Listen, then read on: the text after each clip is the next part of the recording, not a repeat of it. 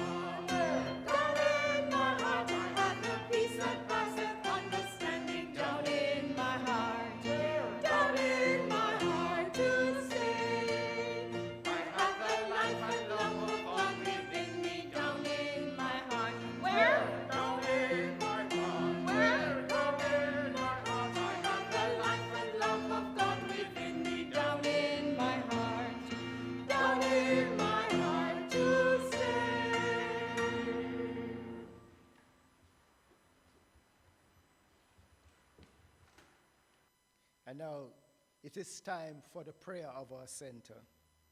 The prayer of our center, the Temple of Light Center for Spiritual Living, is a sacred field embodying our spiritual community from which the Christ, peace, love, and joy emanate, to touch, to heal, to bless, to prosper, and to liberate anyone who comes into contact with it in any way. The light of the Christ illumines us, our center, and our environment. Our spiritual community is filled with and surrounded by the presence of God and is growing from strength to strength. The power of God expands our consciousness of truth, guiding us ceaselessly along the paths of wisdom, spiritual growth, unfoldment, and attainment. We are blessed, and to God be the honor and the glory forever. And so it is. I will now light the youth candle.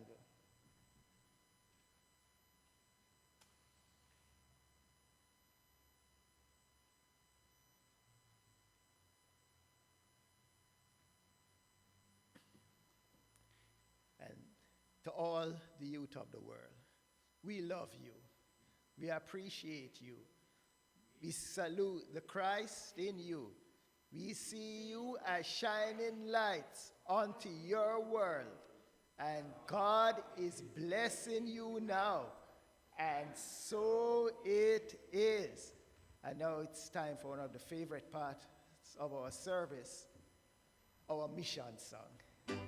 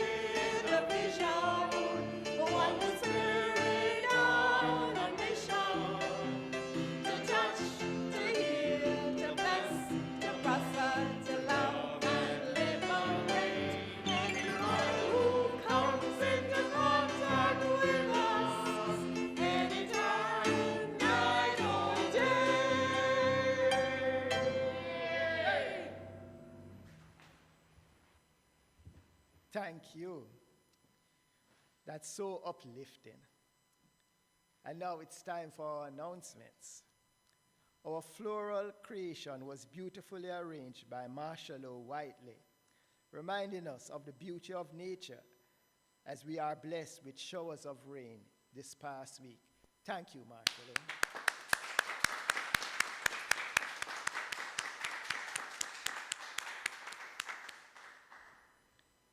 Live streaming. Although we are unable to gather for worship until further notice, we can still be together online. Join us every Sunday at 9 a.m. and Tuesday evenings at 6 p.m. for live streaming of our love streams on Facebook and later on YouTube. A schedule of our temple activities is posted online on the Temple of Light Facebook page. Discovery. Please share your consciousness with us this morning at 10:30 a.m. Eastern Standard Time for another session of Discovery, where we apply our Science of Mind teaching to our daily lives. Reverend John Scott, our pastor, will lead this interactive conversation on Facebook Live. The topic is, After Prayer, What? Meditation series. Please support our ministry of love and light by purchasing our series of 14 meditations of peace in various areas of your life. You can listen to a sample recording on our Temple of Light Facebook page. Donation, tithes, offerings.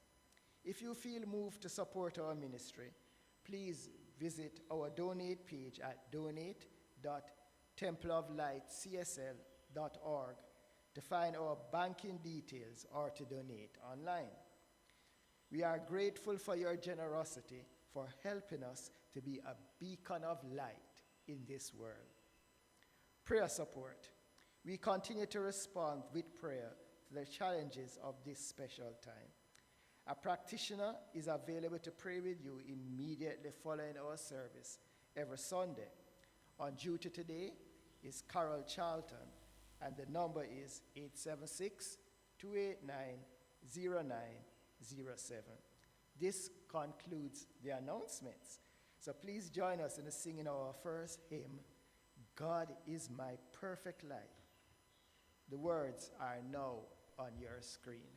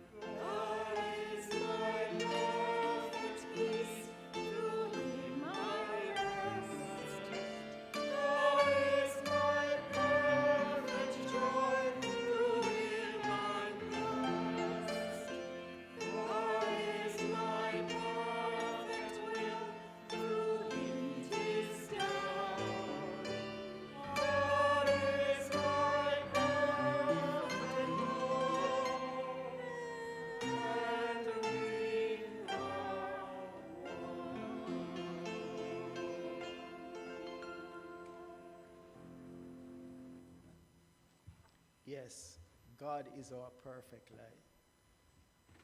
And the true embodiment of that statement will be in our speaker this morning,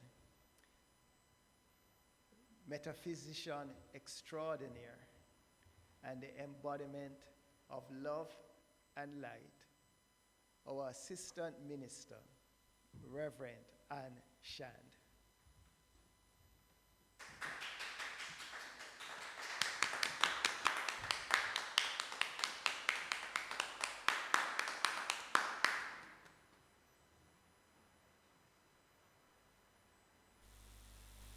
Good morning, everyone. Welcome to our beautiful Temple of Light Center for Spiritual Living, Kingston, Jamaica, the control center for streaming of our recorded Sunday messages to all in the virtual world. For the past week, we have listened and embodied the rich messages of the Easter and Passover religious festivals, both symbolic in the demonstration of overcoming for the Christian and Jewish religions. We have learned the principle of overcoming all obstacles by and through our awareness of the indwelling spirit of freedom, truth, love, and wisdom. As we seek to practice the principle of lifting our vibrations through meditation, prayer, or any other spiritual practices, the destination of complete emancipation of all discord of every nature, is sure to be our reality. My sharing this morning is entitled The Virtue of Spiritual Awareness, and it is interwoven with the deepening or expansion of our spiritual attributes as we journey through our life's experiences.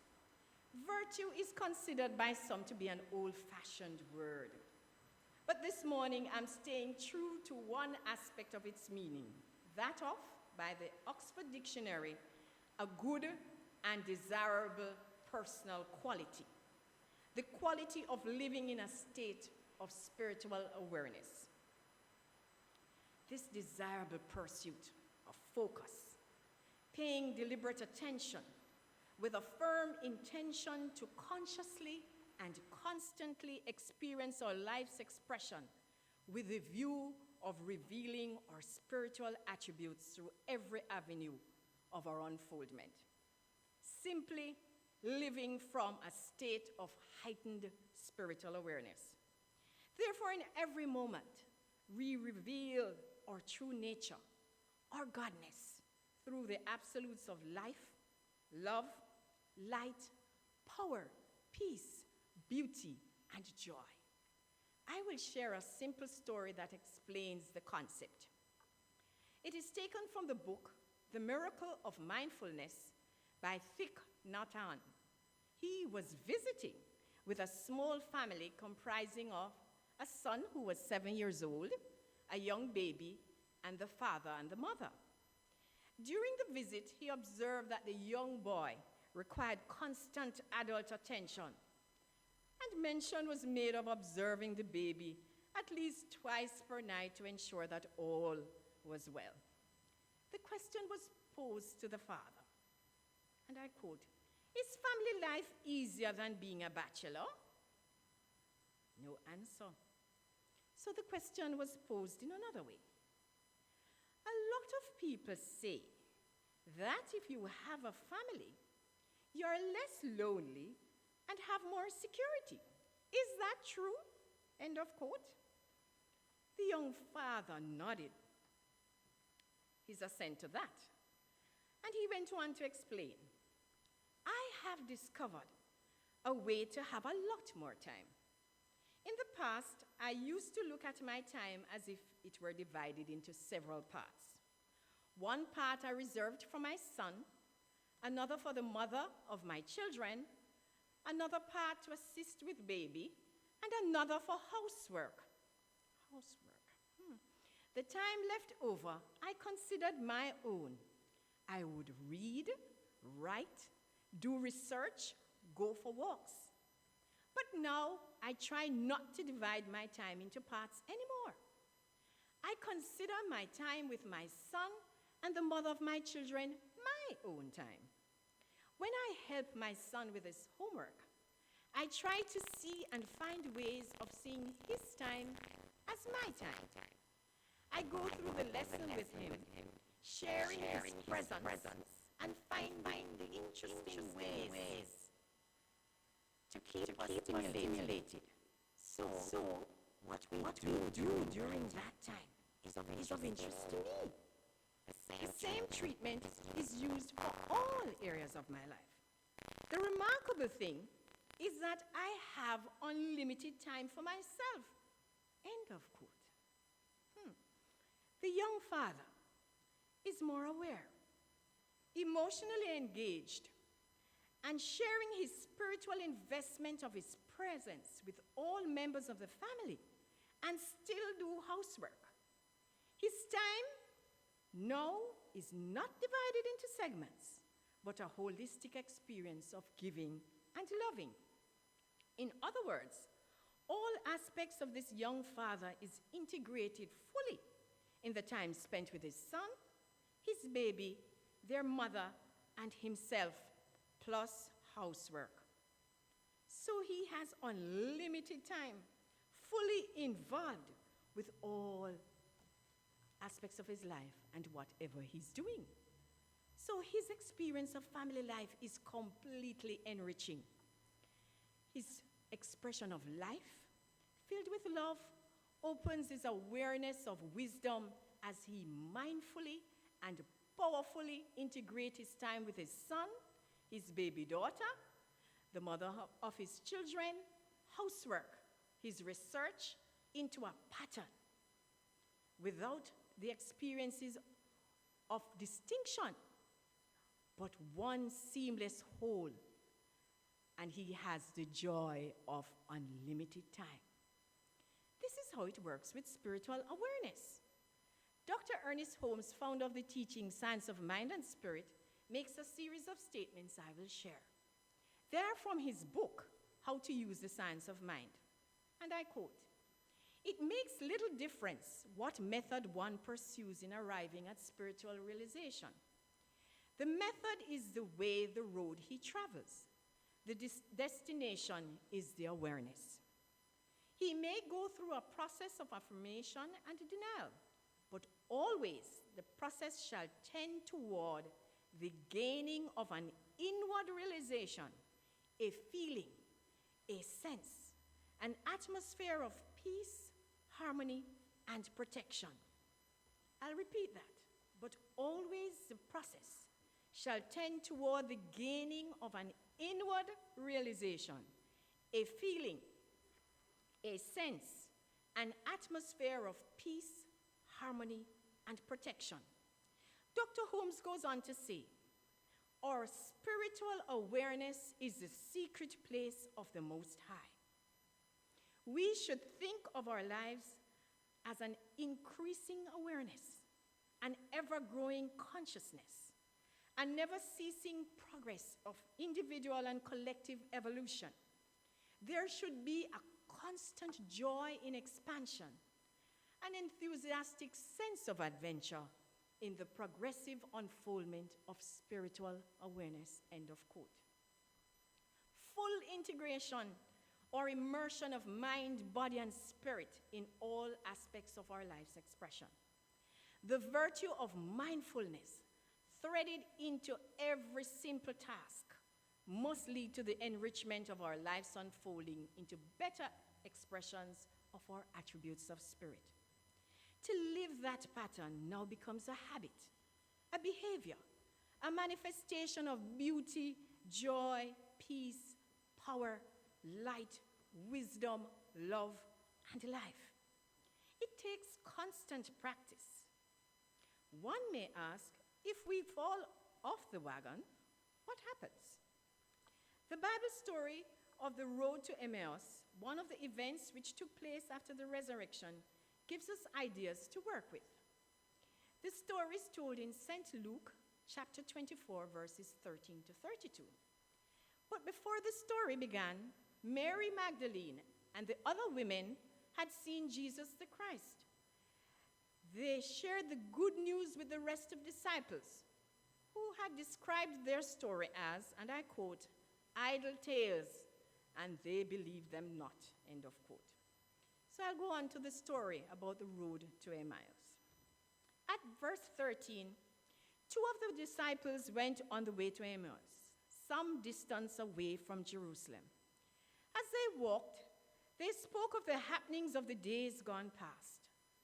It came to pass, as they reasoned, Jesus himself drew near and went with them. But they did not recognize him at that point. He said to them, "What manner of communications are these that ye have one to another as ye walk, and are sad?" And one of them, by the name of Cleopas, responded, "Art thou only a stranger in Jerusalem, and hast not known the things which are come to pass there in these days?" And he said, "What things?" And they said, "Concerning Jesus of Nazareth, which was a prophet, mighty in deed and word before God and all people." And they told Jesus all the happenings surrounding the crucifixion, up to the point where the women were told by angels that Jesus was alive. And certain of the disciples, plus women, went back to the tomb and found it empty. Jesus said unto them, "O foolish ones, and slow of heart to believe all the prophets have spoken. Ought not Christ to have suffered these things and enter into his glory?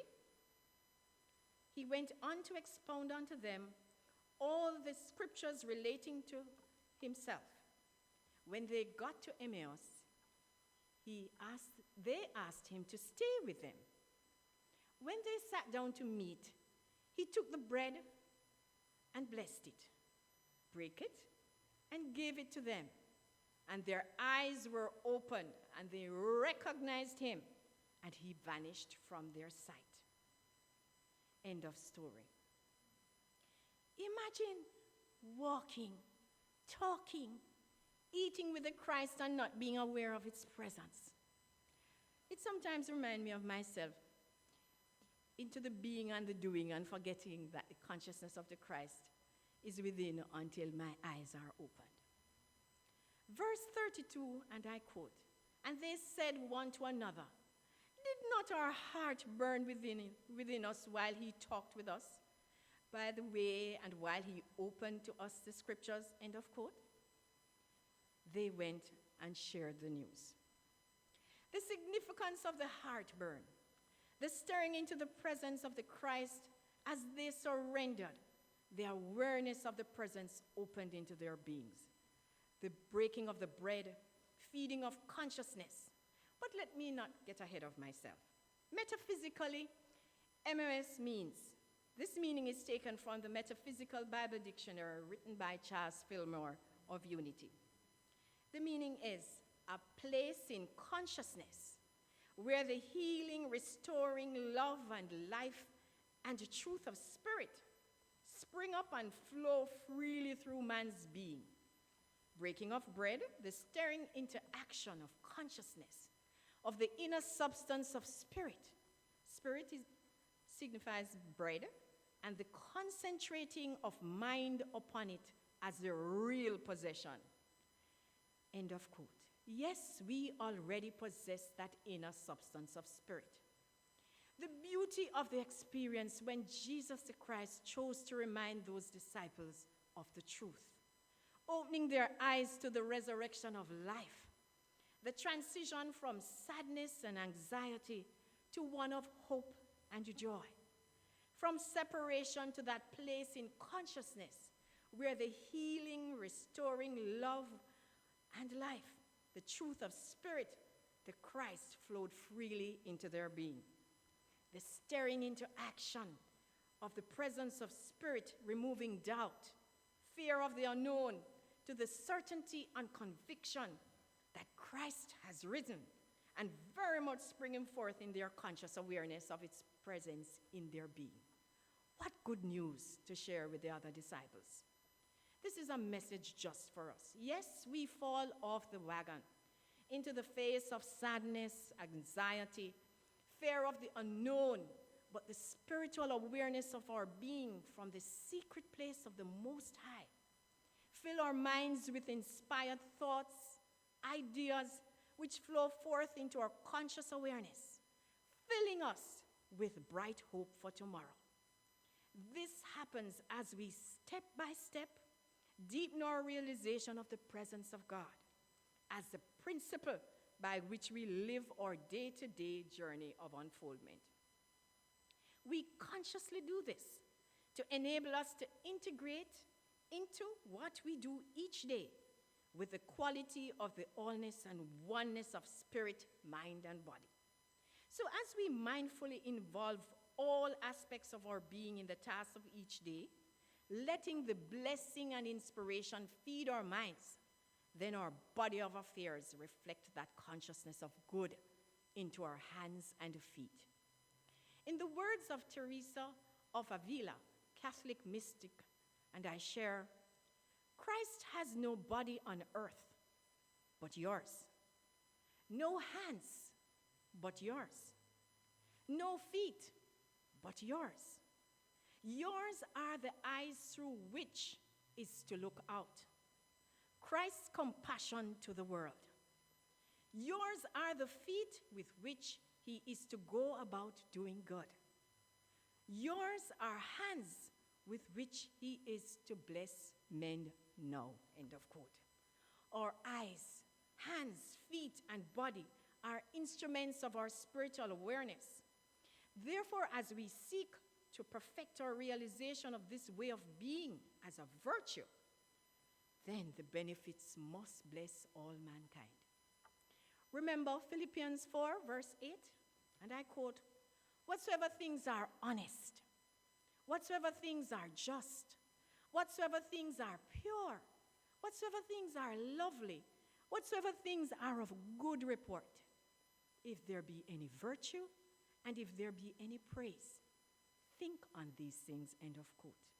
All these states of mind, honesty, being just, of pure intent, lovely, of good report, are already part of our natural expression. Let us be increasingly aware by seasoning our thoughts, words, and actions with one attribute or combination of all.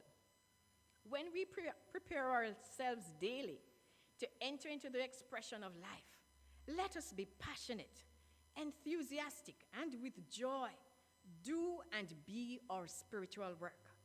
If our prayer is one of peace and harmony, then we express that consciousness in every avenue of our interaction and engagement with the world. One member of our congregation took this matter seriously. When exercising, the prayer of the Christ, our Father, or Psalm 23, is replayed in the forefront of the consciousness of our own mind. Her spirit feeds her mind with divine substance, the Word, whose energy now flows through her nervous system. She's strengthened during the process, protected by the vibrations of love that flow from her. Her very presence is a blessing, individually and collectively, as all who come into contact with her are uplifted. This increases spiritual awareness, which flows into ever-growing, expanding consciousness of all. So when we meditate, we can do that through exercise. We refine and release aberrations from our nervous system. Then what outpictures as balance, calmness of spirit, and harmony flows through the body temple. And we reflect that. Therefore, with that state of mind, when on the road or at our place of work or any other engagement, our decisions flow from a sound, stable mind. We observe without judgment, and truly love and forgiveness are displayed. The use of spiritual uplifting literature is also another spiritual practice. It assists us in the expansion of consciousness as well. As we read, slowly going over or repeating the concepts in mind, probably internalizing them, studying them, then the very essence of the phrases or quotations open minds and hearts to observe our way of being in joy and enthusiasm. The subtle messages are stored within our memory banks, and when the challenges flare up, a message flows from the memory to dissolve and replace what we do not want. We embrace the truth of our being, and guess what? The universe now ensures that all the experiences of the day carry the fragrance of what was internalized and revealed. How many times we have read and affirmed something we have seen, and everywhere we go for that day, parts of the affirmation show up from persons, places, or things. We expand our consciousness when we remain God-centered, God-aware in the midst of all meetings, engagements, and activities. God meeting God in every conference. And where God is, there is peace and harmony, good for all concerned, which must outpicture as success and well-being. We also learn from every interaction, acquire skills and information that enhance growth and unfoldment. The individual benefits are breathtaking, not to mention the indirect benefits to family, friends, and our earth plane. So when we evolve in a God-centered direction, abiding constantly in that state, whether or not we are consciously aware, something happens. If for some reason a picture of pain, hurt, come before us, we are the channel of healing since we observe the scenario. It is now the opportunity to see things rightly, knowing that the reality of love and truth flow forth as it is one mind. Something must happen. We do not have to know the step-by-step demonstration, but we must use our tools appropriately to ensure that the loving kindness and the goodness of spirit is revealed in the midst of the pictures or images that come before us from time to time. We are the source of healing. Dr. Ernest Holmes, the founder of our teaching, Science of Mind and Spirit, in his book, The Science of Mind, reminds us, and I quote, "We should daily train our thought to recognize the spirit in everything we do, say, or think. Our treatment is an action in thought alone. It opens the avenues of thought, expands the consciousness, and lets reality through. It clarifies the mentality, removes the obstruction of thought, and lets in the light." End of quote. So when we speak our word through our treatment for all the world, we know what happens. The presence of God is now released and revealed. Healing of conditions must take place. So let us not be weary of well-thinking. This is a way for collective evolution for the good of all concerned. So, after the day's affairs, and we are about to sleep, let us meditate on and contemplate the awareness of the presence of God as us, in us, and let that state of mind bless our world. Let us affirm together, "I think a kind thought for all the world, and all the world is happy and blessed." I repeat that. I think a kind thought for all the world, and all the world is happy and blessed. What a blessing to the entire earth plane. We think a kind thought for all the world, and we know that all the world is happy and blessed. So let us summarize the virtue of spiritual awareness. We cannot traverse life filled with sadness, anxiety, and fear of the unknown when the silent presence of the spirit of love, life, and joy is within to provide comfort, spontaneous right action to bless our lives. All we have to do is remember and call it forth. Just as Jesus the Christ, in that beautiful moment, reminded the two disciples that they are not alone, but the Christ consciousness is always there to feed their minds, integrating all aspects of their being. As they became more aware and surrendered, oh, did they not say they felt the flame of love burn in their hearts? The young man at the beginning of my talk, let us follow his example. Jump into life, giving of our time, interest, and passion to everything we place our eyes and hands on. Let our feet dance a rhythm of oneness and joy of being a channel through which universal love blesses all creation. So in everything we do, we let that spiritual awareness thread through the full realization of our godness, showing up in all activities we are involved in. We are enthusiastic and a sanctuary of blessing, a joy to God. We live in a constant state of gratitude and non-judgment, and we let that perfect spirit perfect all that concerns us. I leave you with, I behold the Christ in all. I glory in your perfection and wholeness.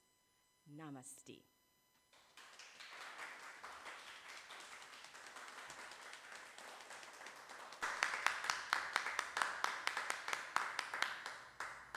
And now we'll have our beautiful Liz Terry, who will now share her consciousness in song, "O Rest in the Lord."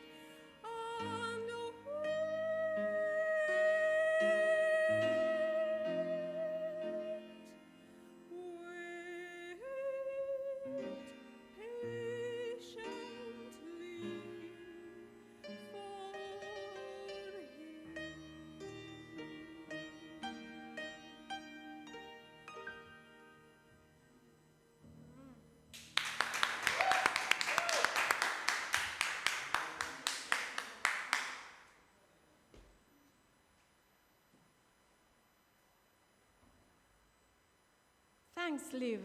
What a beautiful song. What a blessing for our island, Jamaica.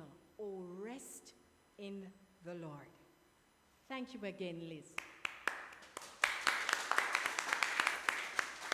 And our pianist, Angela. As we are resting in that consciousness, let's say together the prayer of Jamaica. The words are now on the screen. Together, the radiant light of God's love is now flowing through us and from us to everything and everyone it touches. The eternal light of God's love now completely fills, covers, and surrounds our island, Jamaica. The glowing intensity of the light of God's love now interpenetrates and awakens within the hearts and minds of our countrymen and women the truths of life which set free. The light of God's love is growing and glowing in intensity in the hearts and minds of mankind everywhere. Love, health, harmony, goodwill, peace, uprightness, integrity, joy, prosperity, kindness, and our oneness under God are now established, and so it is. And now, please join in this consciousness of this beautiful hymn, A Golden Dawn is Breaking. The words are on the screen.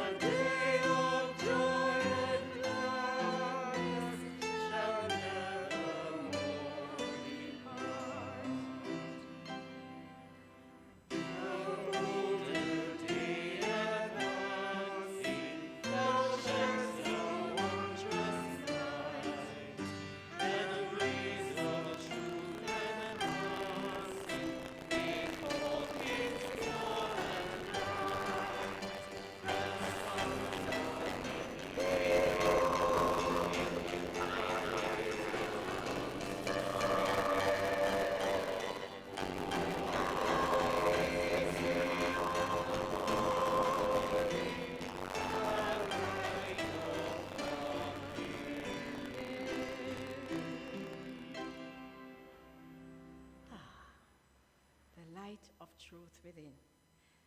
Let us bless our love offering.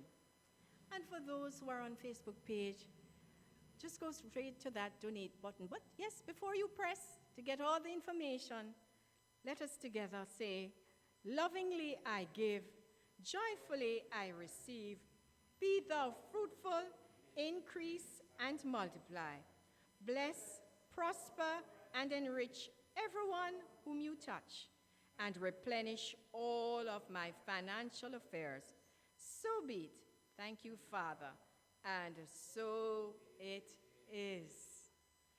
Oh, and in this consciousness of light and love, we just know right now that right where we are, the presence of God in all its fullest glory is experiencing and expressing itself in through as us. Each one a beacon of light, each one a radiant expression of joy, and each one that eternal channel of love that blesses all who come into contact with us. So we know that as we go about our business today, yes, we are in lockdown, but we just know that presence and power just continues to provide us with all the blessings of light, love, perfect health, joy, peace, and prosperity. This is the truth about each one of us as I release my word to law and know for each one the continuing blessings of love. This is the truth, and I know that it is so, and so it is. And instead of peace this morning, we are going to sing light.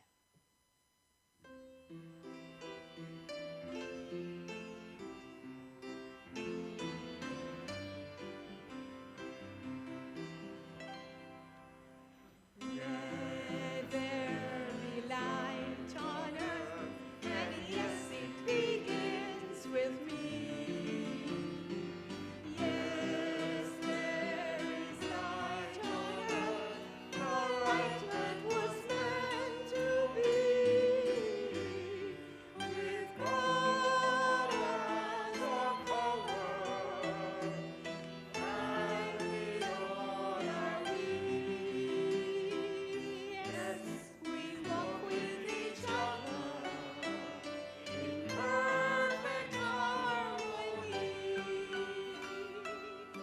Yes, light begins with me. Yes, this is the moment now. With every step I take, yes, this is my joyous vow. To take each moment and live each moment in light eternally. Yes, there is light on earth, and yes, it begins with me.